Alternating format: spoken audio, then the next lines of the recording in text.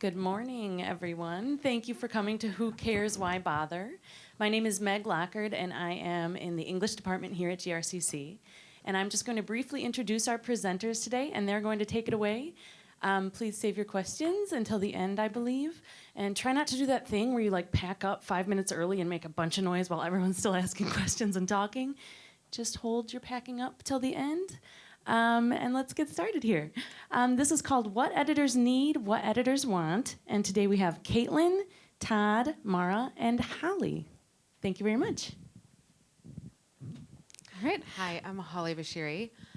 Sorry, you're good. I'm the managing editor at The Rapidian, which is a hyperlocal news source powered by citizen journalism. Basically, we cover just the Grand Rapids community, and we do that by providing a platform for all of our local citizens to become local reporters. So I'm an editor in that capacity, and I also do freelance for books and even a children's book once, so that's me. Hi, my name's Todd Kaneko. I teach writing at Grand Valley State University, mostly creative writing out there. I write poetry mostly, then also fiction and nonfiction. As an editor, I am co-editor of a literary magazine called Waxwing, which is an online magazine that works to cultivate diversity in publishing and bring voices of writers from underrepresented and marginalized groups and help those voices join the overall literary conversation. So. Hi, I'm Mara. I've worked in book publishing for about 20 years. I was a manuscript editor at the University of Chicago Press.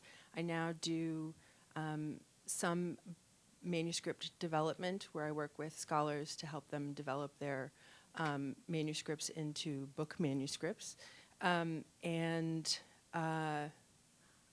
teach in the University of Chicago Graham School program. I've taught manuscript editing and advanced manuscript editing, and now I teach manuscript development. I've also acquired for a literary journal, and now mostly focus on writing my own essays on art and literature and other things. I'm Caitlin Horrocks. I also teach writing at Grand Valley State University. My own writing is primarily fiction, also nonfiction.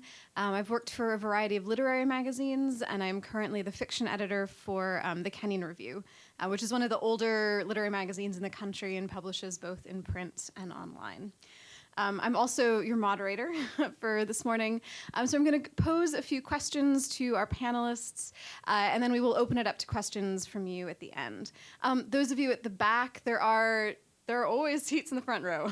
You are welcome to just come down, find a place if you would like. You don't have to lurk. I do mean it. All right. The first question here. What writing skills do you use in your work as an editor? Grammar, spelling. That is a lot of it. Because we just aren't taught it very well, and we don't worry about it in our regular communication writing, social media and everything.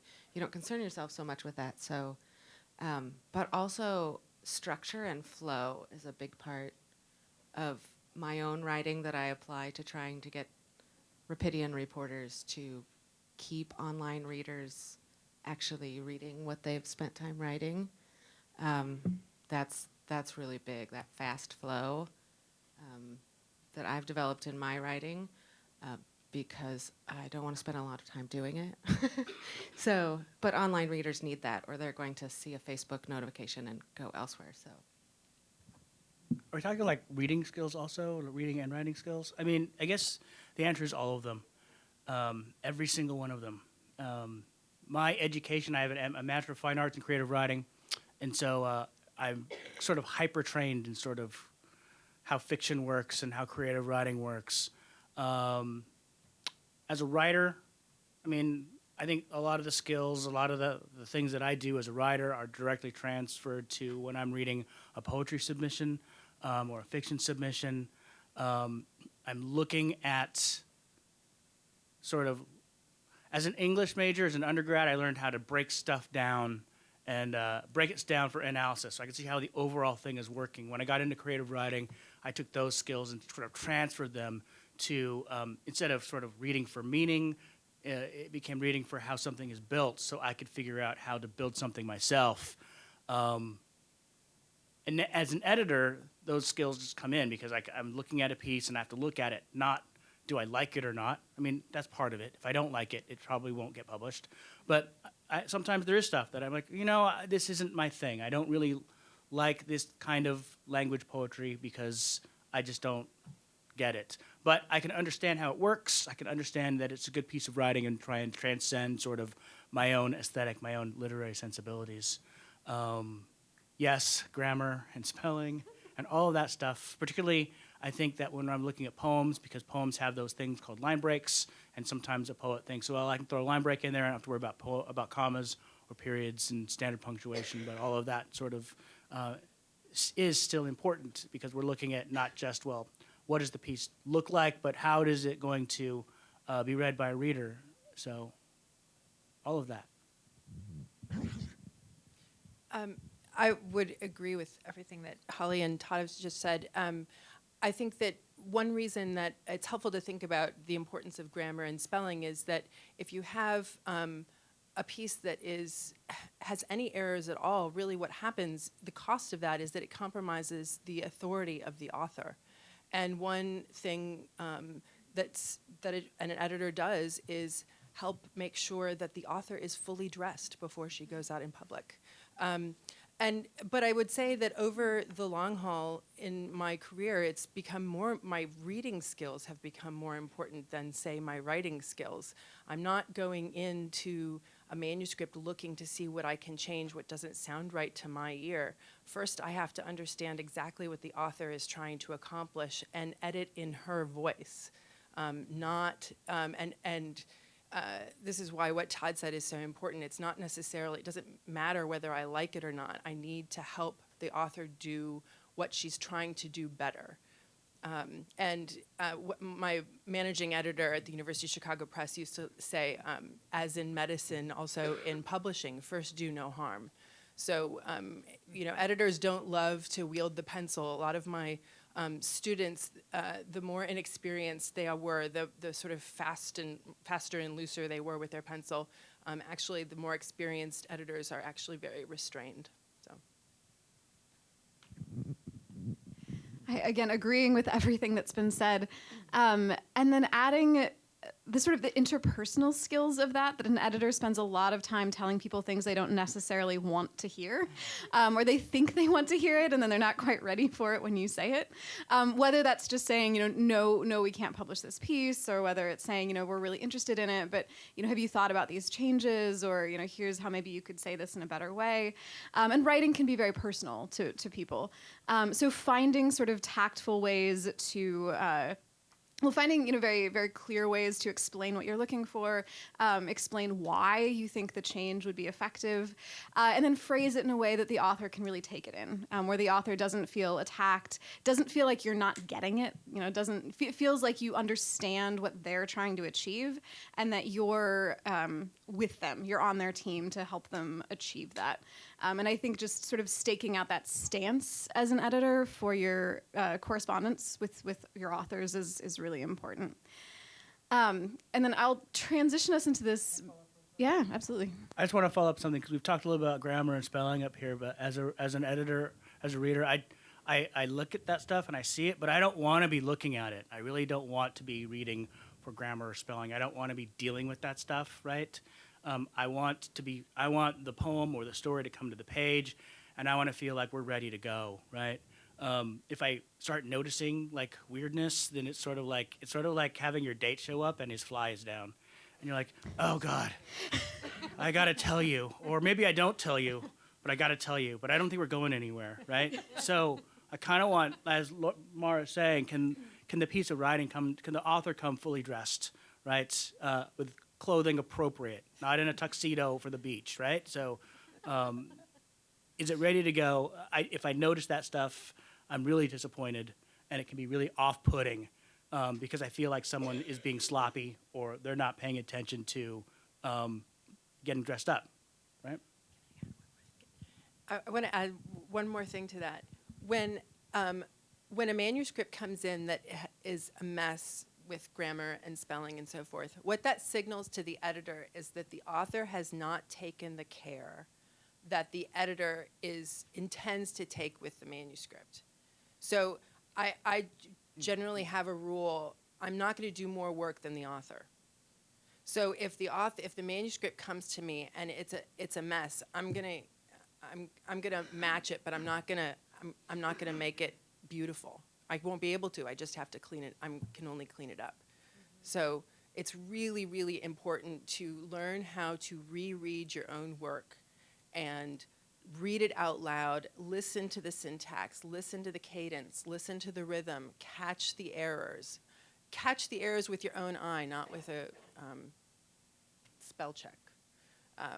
And that will help you improve your writing more than anything, really, is just learning how to reread and see your own work again a second and third and fourth and fifth time.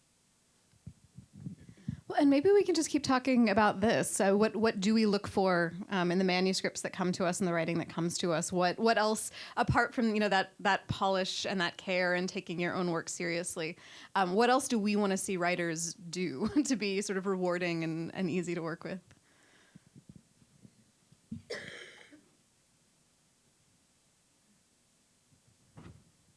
I want to see a poem that surprises me. I want to see a poem that makes me throw my devil horns up and bang my head. I want to see a poem that it takes me on a roller coaster ride, but I always know that I'm safe. I always know that the person in the driver's seat. Does someone drive? Is there a driver on a roller coaster? No, there's not. But the operator of the roller coaster.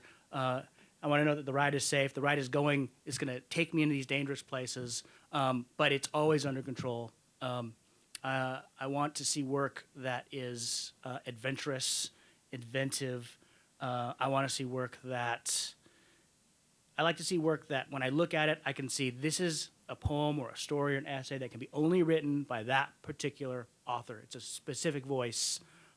It's a real voice, and it's a voice that risks a lot, is dangerous, but also knows that it can't be a danger to other people.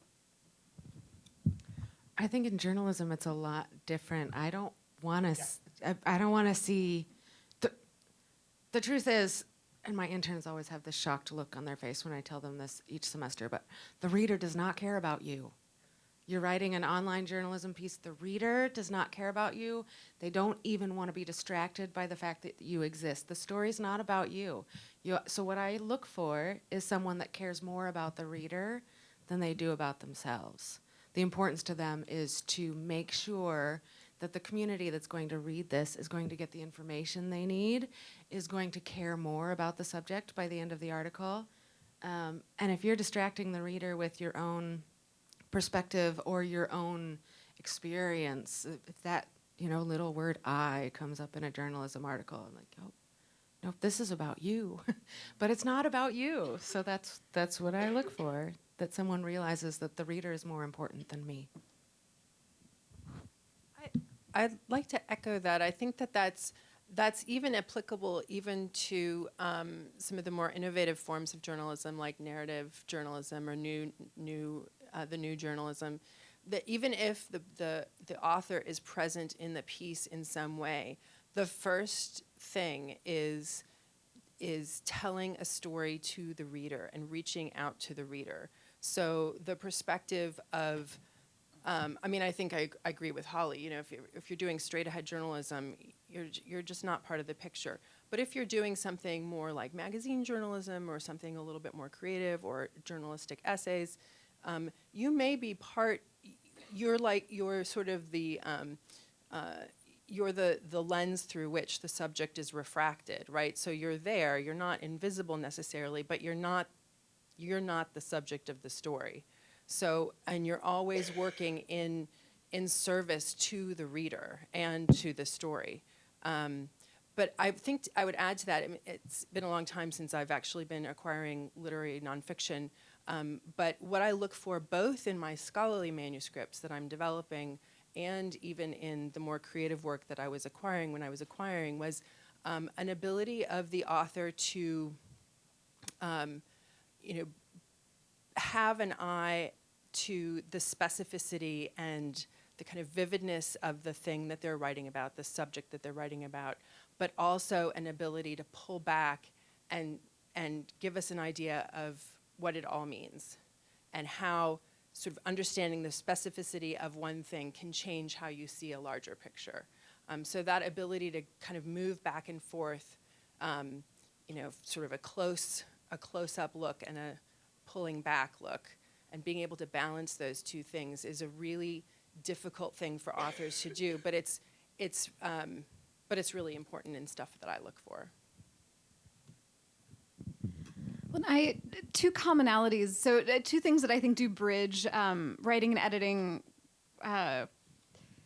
So yeah, to some extent, if you're acquiring a poem for a magazine, what you're looking for in that poem is very, very different than what you're looking for in a journalist to do a piece for the Rapidian. But there's a lot of things I think that are very similar, and I think one thing, just to echo what's been said, does the author appear to care more about the reader than about themselves? And I think that's very true in creative writing, even when a piece is really adventurous and really playful and where there's clearly just a ton of voice and a ton of personality there. The piece shouldn't be about the author showing off. Even if it's doing a lot of interesting things with language, is that language in service to something else the piece is doing? If it's a piece of fiction, are whatever kind of fireworks or stylistic experiments the author's doing, are those in service to the characters or to the scenario or the situation, or some sense of the effect you want this piece to have on the reader?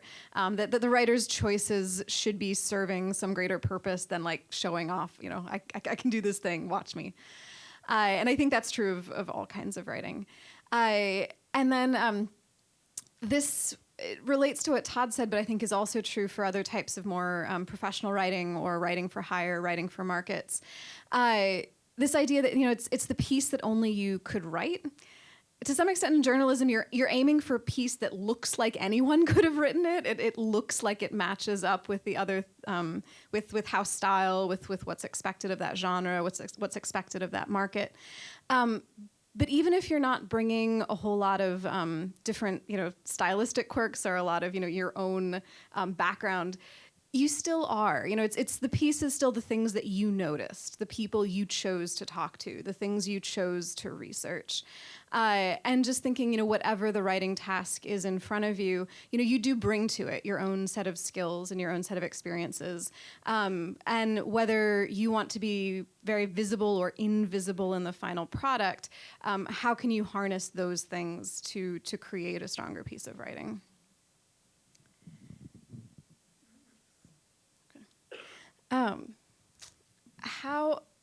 Are there anything writers do that drive you crazy? When they use asterisks instead of italics. Yeah, or interior quotes instead of just straight quotation marks. Because, they're pet peeves of mine, but the problem is that the reader, when they're in an online news source, in my case, they're going to notice that that's out of place, right? And so you're tripping up the reader, and you're either A, making them think that you don't know what you're doing, which we never want to happen on the Rapidian, because people have an important perspective as members of the community that can give a different voice to what's happening in our community. And so I want the community to listen to their voice. And so if they insist on using those tools that are not right for a news platform, work just fine in other platforms, not in this one, the reader is going to get tripped up. They either aren't going to trust you as much, as we talked about, or it's going to be distracting anytime. When you were talking about using impressive words, if you can just use a simple word instead of a complex word and it means the same thing, use the simple word, because anytime you have a reader having to think, okay, I think I know what that means, they're gone. They're going somewhere else. You've lost them. So that's when people insist on doing a certain style because they like that style and don't realize that you're losing the reader's trust or you're losing the reader altogether. That's probably the thing that bugs me the most. That said, when I first started the Rapidian, there was a reporter there at the time who did the asterisks and all that stuff and would fight with me about whether or not to change it.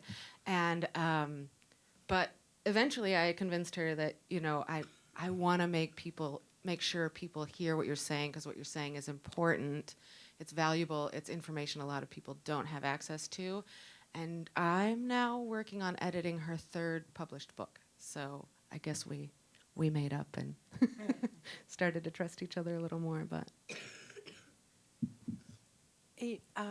Things that you know, I actually don't have a good answer for this question, and but I will sort of tell when I've taught manuscript editing, I give or even developmental editing, I give students manuscripts that are very difficult, and the reason I do that is that they cannot rely on their taste to enter into the manuscript. They have to enter in through the grammar and the language.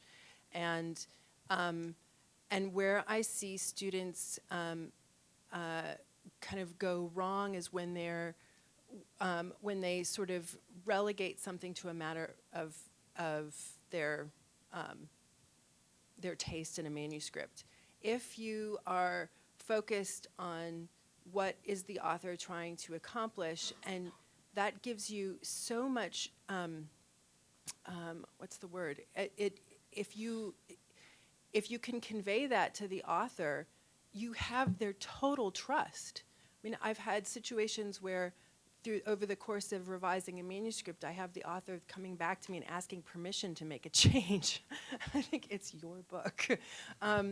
But they just want to be understood. So I haven't had real nightmare situations where, and I don't have, yeah. Anyway, but just to sort of salvage my comment, if you focus on trying to understand what the author is trying to accomplish, you earn a great deal of trust and authority in the author, and you can develop a kind of conversation and steward their best intelligence, rather than having it be kind of a top-down corrective relationship. If you're engaging in interpreting what they're trying to accomplish, you are actually inviting them to be more articulate and more clear in their thinking, and that's where you can really make ground with an author, and where an author really needs an editor. It's not a solo act. So. I don't feel like I have a really great answer for this either, because lots of things drive me crazy. I guess, so one thing I'll say is that does drive me crazy is when I get work from people who don't understand the market to which they're submitting. Waxwing is a literary journal. We publish literary fiction, literary nonfiction, and poetry. So if I get, something with, if we see a story with Martians and rockets, and that's all there is, that's just not really what we publish. Not that there can't be literary stories about Martians and rockets, but if we get a story which is a Hobbit knockoff, which is 27,000 words, we're not going to read it, because the author obviously doesn't know where they're submitting, isn't paying attention to where they're going. They're showing up for their date, and they've gone to the wrong house, and now I'm there at the door being like, what are you doing? It's like 7 o'clock. I'm like about to go to bed. So that's one thing, right? Not knowing the markets. And I think the other thing is what I call, I don't know, when you can see sometimes when someone sends in work that's obviously not ready to be sent out. It's kind of drafty. It's not as tight as it could be. The writing isn't there.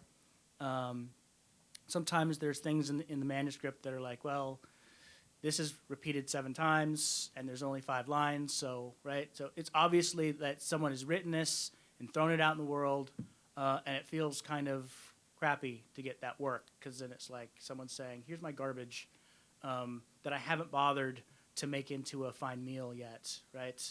So I guess those are the two things I would say. There's more, but we only have so much time. Yeah, and also, I mean, this is the least interesting thing anyone has said to this question, but basic professionalism. That there's, yeah, if you say you can get a revision done by a certain time, make that deadline. If you're corresponding with an editor, answer your email. If you're sending something, take your own work seriously enough to put some effort into it.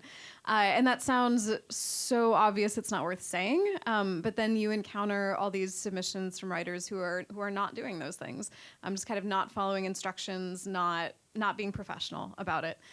So if you can do just kind of really basic things, you set yourself above a lot of people who are pursuing writing or trying to get published, and going about it in a really unprofessional way. So Mara brought up a class that she's taught, and I wanted us to talk a little bit about either kind of the path we took into editing work, or what do we think people can do to foster the skills that we've been talking about? Read everything. Read the best of everything. When we're talking about published works, published writing, read the best of everything. Be indiscriminate when it comes to subject. Be very discriminate when it comes to quality. So make sure you're reading the best of the best. But read the sciences, read poetry, read fiction, read nonfiction, read the news, read magazines, read bodies of research. I think that was the best training for me in my work, was just learning just how wide a range of expression there is, from the most creative to the most scientific. I've got more, but What's your path? oh, my path. That was the question, right? You can answer either part. You don't have to answer. Do you want to hear my path? I'd love to do that. I'll keep it short.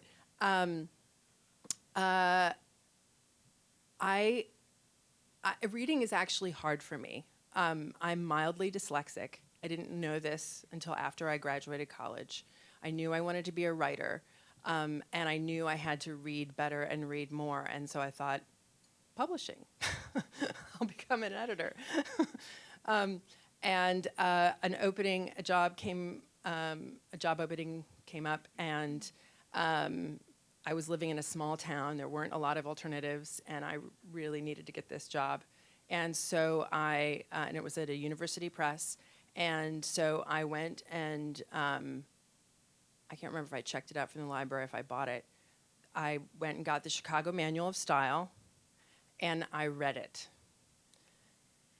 And which is, it's like a 700-page book. And now, did I read every word? No, but I became very acquainted with how the book is organized, so that when it came time for me to take an editing test, I knew what to look for.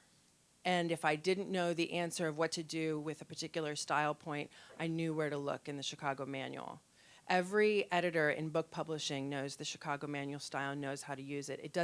It's not a chapter and verse kind of thing. It's not a rule book. It's a set of guidelines about how to adjudicate issues of style in a manuscript. And really what it is a tool for exercising editorial judgment. So that was how I got my first job. And then I was reading everything. And editing as many kinds of manuscripts as I could. Over time, I ended up developing a certain specialization, but I cannot emphasize enough the importance of reading widely. And reading offline, like not on a Kindle, you read at a different pace when you're in a book on paper, and so read offline and ask yourself why you're able to keep reading on paper, which is slow reading. What's keeping you connected? And that will make your writing, whether you're writing for print or online, better with your own flow.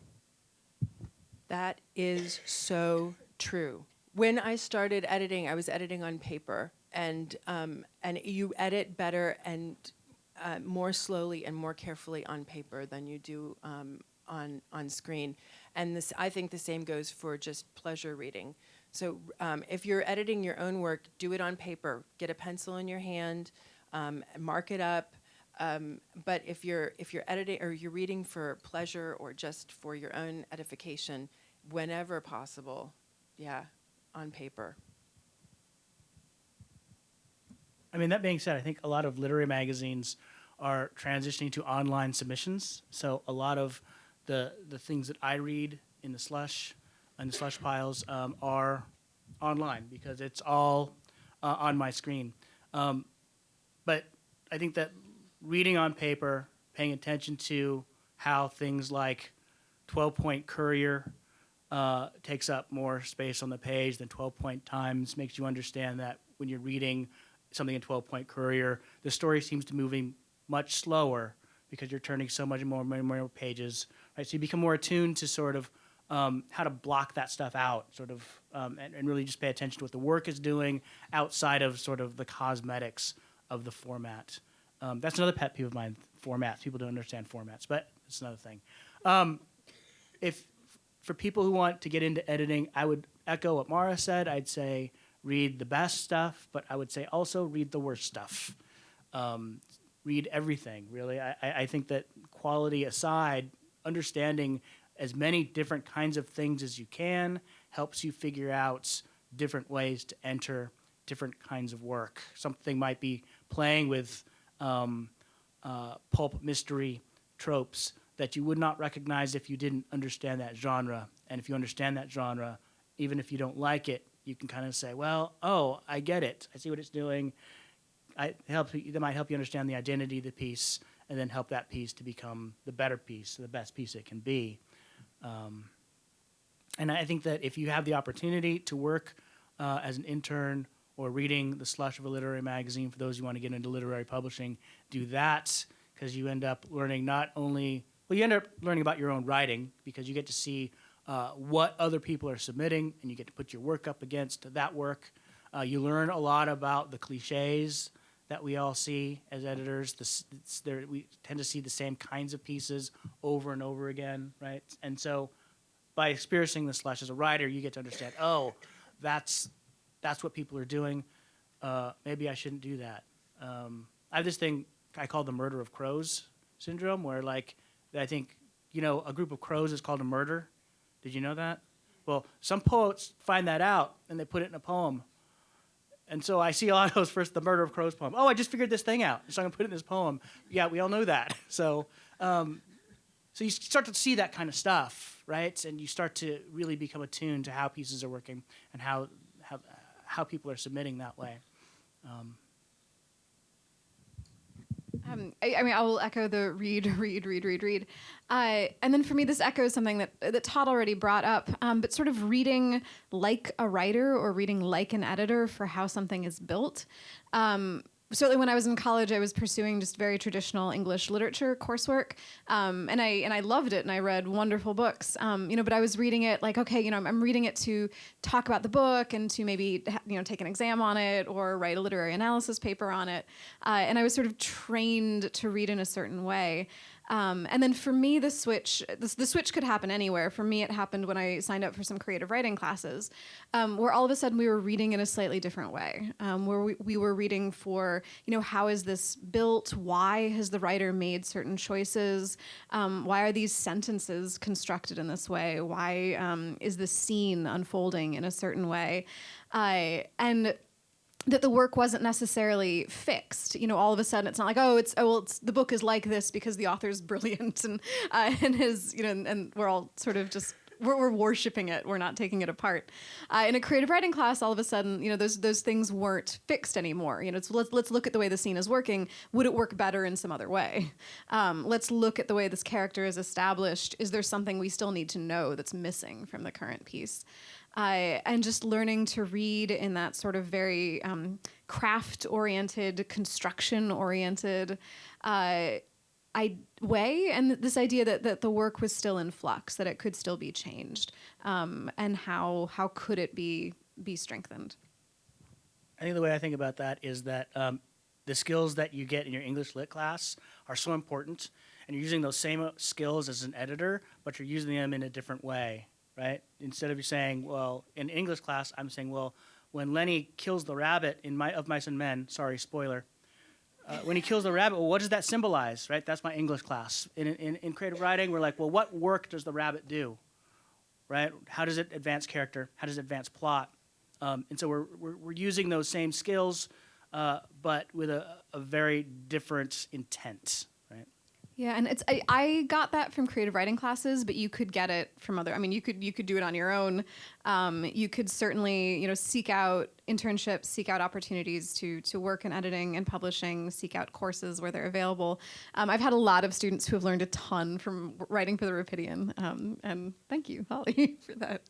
It's been really good for them. So yeah, seek out those opportunities where you can. Questions that we can answer. Can I interrupt first, though? Please, yeah. For those of you that don't want to be a writer or an editor, I would say those skills that we've been talking about developing, thinking about the reader, keeping your flow, it really does not matter what job you hope to get. You really need to get those things down. If your resume doesn't read quick, it's going to go to the pile of rejects. If it has mistakes in it, it's going to go to the pile of rejects. If your emails in whatever work setting you're in, if they don't get to the point and help people understand why it's important, we all know that we skim emails. So if you can't write a few sentences in a way that considers the reader and gets to the point, you're not going to get people knowing what they need to know in whatever setting it is that you have to write emails, right? So even if you don't aspire to be a fiction writer or an editor or anything in the literary world or a journalist or what have you, learning how to communicate in a way that shows people that you care about them and what they understand of what you're saying is going to be a huge skill for you wherever you go, and will really give you that notch up from so many others in your field, whatever it is. Yeah, I'd like, we'll take a question in just a second. I want to just amplify that point and take it one step further. And that is that being an editor is basically committing to a life of learning. And the skills that we're talking about here are applicable not just to literary work, but just to living in the world and working in the world. And what I try to convey to my students is that a kind of disposition that an editor takes on, which is a kind of openness that this book or this work of art or this poem or this body of research has the possibility or the power to change the way you see the world, and it also may even have the power to change the way you live in it. That kind of openness to books or to anything, to people, is something that is worth cultivating for the rest of your life. And it's not just helpful in the kinds of things we're talking about here, but it's helpful in just living in the world. So.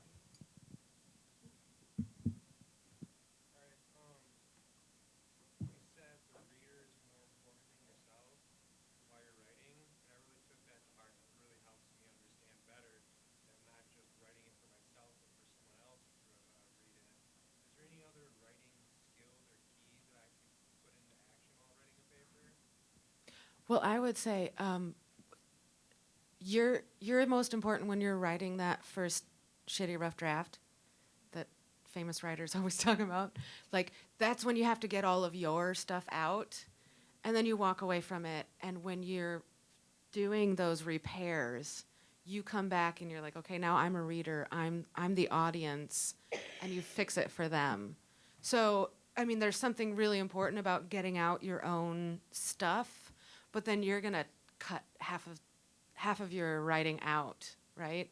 So that would be my other advice, to just not worry at all about flow or how it's working or anything when you're getting everything down, and then take off the expression hat and put on the fixing hat, the editor hat when you go back, and then just look at it for function, how it's communicating, everything.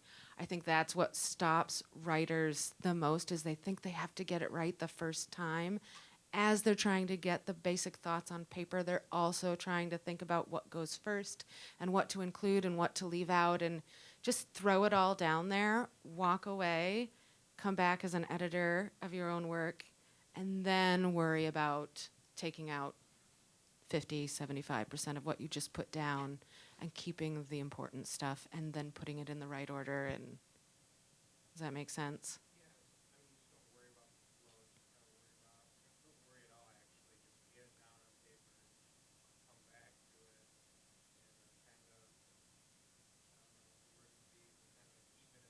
Yeah, this is not a watercolor painting. You can fix it later. So watercolor painting, like if you make a mistake, you can't cover it up really. This is more like a collage where you can just keep rearranging and putting different layers on. And so don't worry about it being right the first time. And since this is being recorded to record for posterity, we're talking here about how a writer can successfully, techniques, skills that the writer can use to make sure the piece is for the reader. How do you make that transition? How do you think about that when you write? And I think Mara had something to add. Yes, read, write, repeat. That is the best. That's the best instructional manual for your own writing, whether you're reading your own writing over and over and over again, revising it, reading it again, and re-envisioning how the reader might be taking it. Another thing that I think is really useful, I mean, this is my sort of my old saw. Montaigne was one of the sort of originators of the essay. And his model was an epistolary model. He was writing as a letter writer.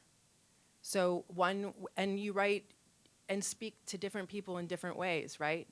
So if you're imagining who your audience is, and imagine writing them a letter. Imagine what are you saying to this particular audience. You're gonna address your parents or your siblings or your close friends differently than you would address, say, a reader of the Rapidian. So when you go back to read your own work, envision to whom are you speaking, and the revisions. I really believe that the revisions they call themselves out to you on the page. The more practiced you get in reading your own work, you see, oh wait, this is not what I mean. This doesn't make sense. This isn't clear, and change it, and then continue with that. How many of you guys are like creative writers? Anybody out there? Okay, this is for you guys then. The few of you, the 7 of you. I think that we have to remember that stories, poems, and essays are artifice. They're constructions. I have a student who once told me, she says, my poems always have to be honest. Well, yeah, poems are always honest, but they have to have that construction, the artifice that delivers the honesty, right? So if you're thinking about academic papers, you're thinking about poems, essays, stories, if you want to think about readership, it's not so much I'm writing for this guy in the baseball hat, right? Or I'm writing for this person here with the laptop. I'm thinking about, well, who's my reader, and what's the trip that I want to take them on? What's the journey that I want to take them on? And so if you're thinking about connecting with a reader, that's what I'm thinking. What's the artifice, the construction you're using to deliver what it is you want to deliver? And just the shift, so most of the writing tasks that you're given as students, the writer has to take that journey with you. Like you're turning it into an instructor who has to read it all the way to the end, probably. If you're turning in a piece for peer review, probably your peers are required to read your piece all the way to the end. In the real world, that's almost never true of the work you're turning in. The reader is not required to finish it. So just trying to make that mental adjustment, not just sort of, they'll be with me regardless. I'm just sort of filling in the blanks here. But just if someone could walk away from this piece, what am I doing to keep them with me and keep them on that trip? Yeah. I love what you said about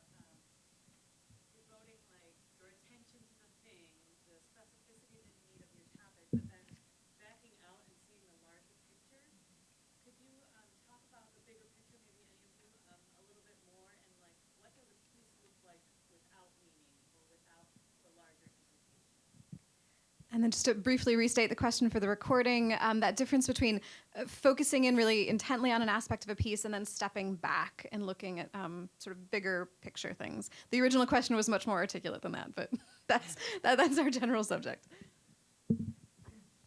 So what does a piece look like that doesn't have that larger picture perspective?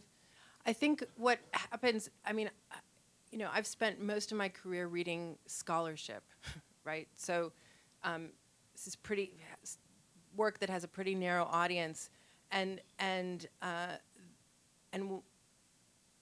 one of the tendencies among scholars is to include everything. And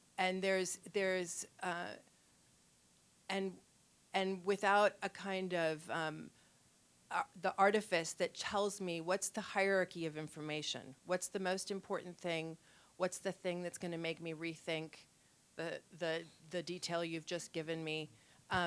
If there isn't that hierarchy of information, then it feels like a kind of barrage, and it's very easy to feel lost in the piece.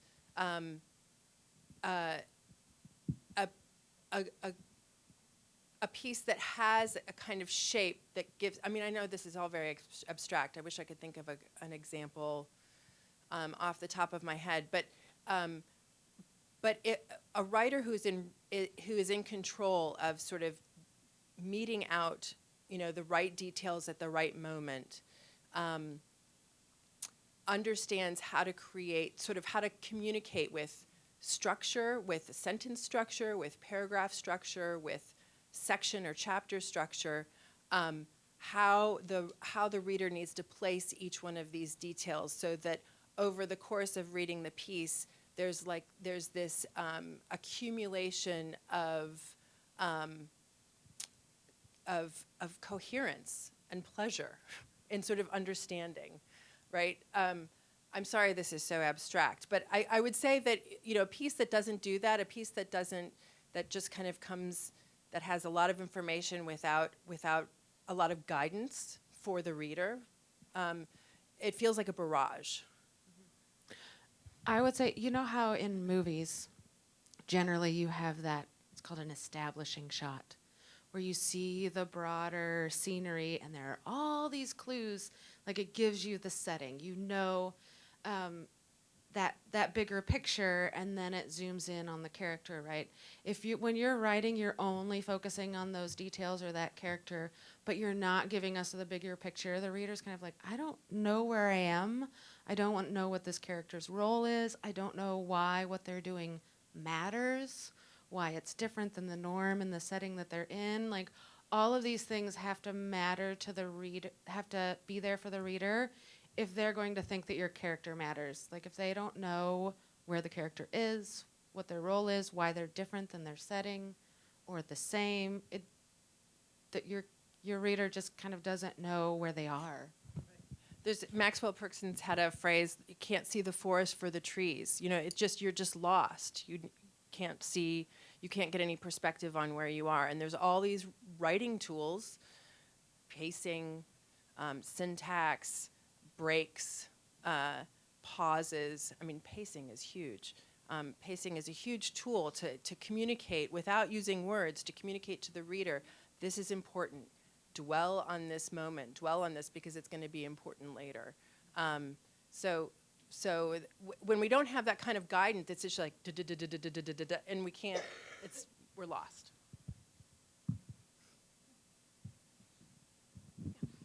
Last question right here.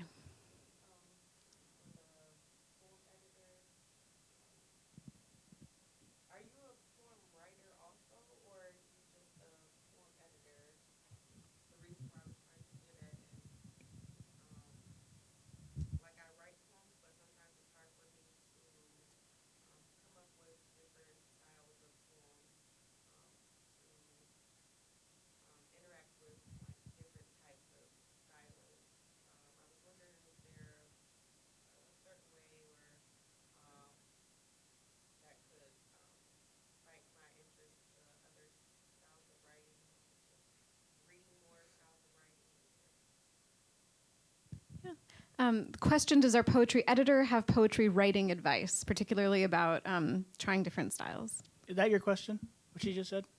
Yeah, that's what I thought.